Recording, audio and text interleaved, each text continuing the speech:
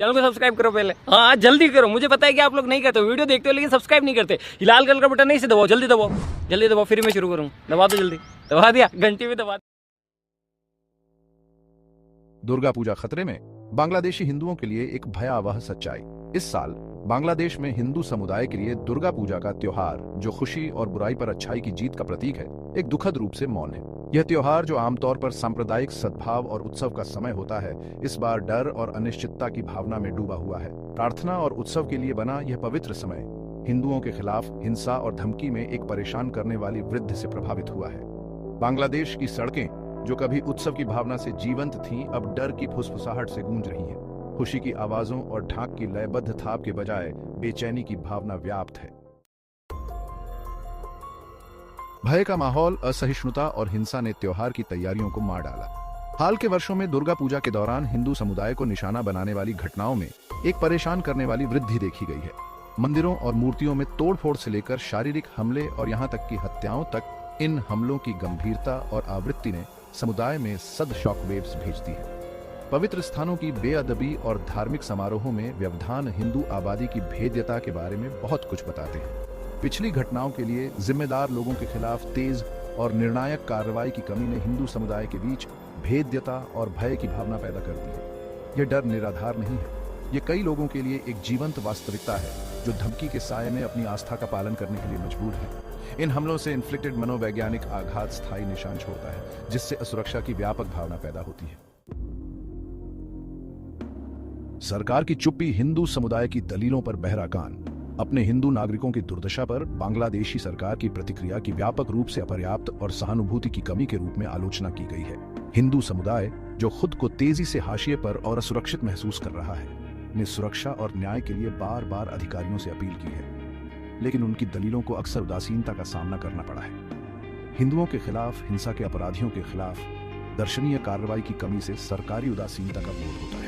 मुद्दे को हल करने के लिए राजनीतिक इच्छा शक्ति की यह कथित कमी चरमपंथी तत्वों को स्ट्रेंथन्स करती है और दंड से मुक्ति के माहौल में योगदान करती है। सरकार की चुप्पी बहुत कुछ बोलती है, एक भयावह संदेश भेजती है कि अल्पसंख्यकों के अधिकार और सुरक्षा प्राथमिकता नहीं है। भाग 4, उत्पीड़न से भागना। बांग्लादेश से हिंदुओं का पलायन। बढ़ती हिंसा और धमकी ने कई हिंदुओं को सुरक्षा और सुरक्षा की तलाश में अपनी मातृभूमि छोड़ने का दिल दहला देने वाला फैसला लेने के लिए मजबूर कर दिया है। बांग्लादेश से हिंदुओं का यह पलायन बिगड़ती स्थिति और उन्हें प्रदान की जाने वाली सुरक्षा की कमी का एक गंभीर अभियोग है। उनका जाना बांग्लादेश के लिए एक महत्वपूर्ण क्षति है, जो राष्ट्र को उसकी सांस्कृतिक और धार्मिक विविधता से वंचित करता है। जो लोग भाग गए हैं, उनकी कहानियां नुकसान, डर और हताशा की दिल दहला देने वाली कहानियां हैं। वे खोए हुए घरों और व्यवसायों, टूटे हुए परिवारों और अपनी पैतृक भूमि को पीछे छोड़ने की पीड़ा की बात करते हैं।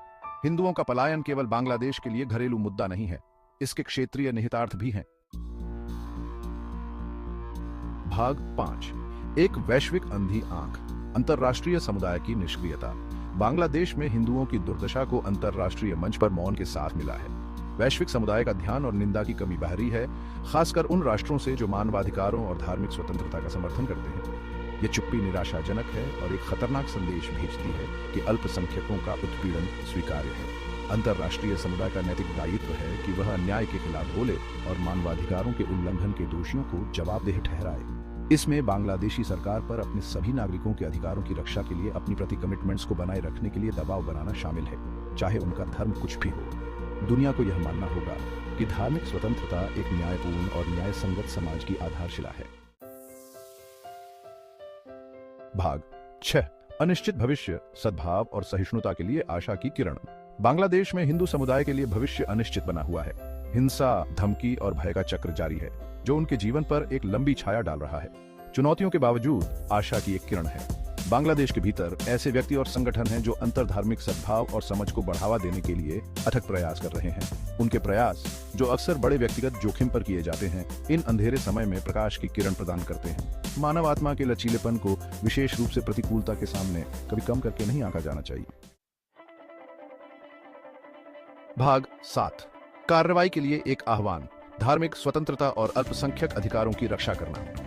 बांग्लादेश की स्थिति में तत्काल और निर्णायक कार्रवाई की मांग की गई है। बांग्लादेशी सरकार को अपने हिंदू नागरिकों की रक्षा के लिए ठोस कदम उठाने चाहिए और यह सुनिश्चित करना चाहिए कि उन्हें बिना किसी डर के अपनी आस्था का पालन करने का अधिकार हो।